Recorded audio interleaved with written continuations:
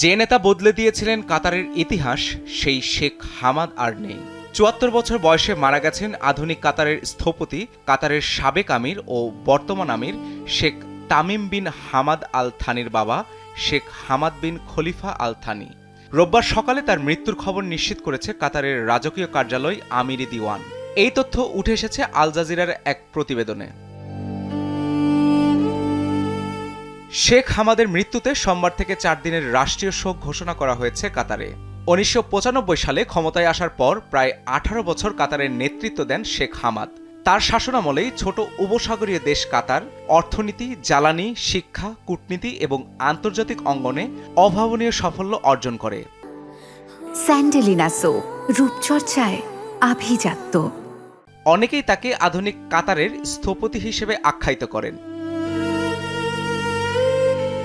তার নেতৃত্বে তরলীকৃত প্রাকৃতিক গ্যাস এলএনজি খাতে ব্যাপক বিনিয়োগ করা হয়। এর ফলে কাতার বিশ্বের অন্যতম বৃহৎ এলএনজি রপ্তানিকারক দেশে পরিণত হয়। ১৯৯৬ সালে তার উদ্যোগেই প্রতিষ্ঠিত হয় আল জাজিরা। অল্প সময়ের মধ্যে এটি বিশ্বের অন্যতম প্রভাবশালী আন্তর্জাতিক সংবাদ মাধ্যমে পরিণত হয়। এছাড়া তার শাসনামলে ২০০৪ সালে কাতারের প্রথম স্থায়ী সংবিধান প্রণয়ন করা হয়। স্থানীয় সরকার নির্বাচনে নারীদের ভোটাধিকার এবং প্রার্থী হওয়ার সুযোগও নিশ্চিত করা হয়। শেখ হামাদের দূরদর্শী পরিকল্পনার ফলেই কাতার ২০২২ সালে ফিফা বিশ্বকাপ আয়োজনের সুযোগ পায়।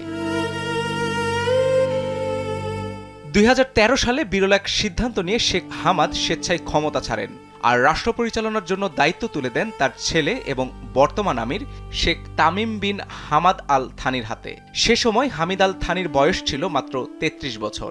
শুধু কাতারের উন্নয়নই নয়, মধ্যপ্রাচ্যের শান্তি, আন্তর্জাতিক কূটনীতি এবং বিভিন্ন মানবিক উদ্যোগেও গুরুত্বপূর্ণ ভূমিকা রেখেছেন শেখ হামাদ।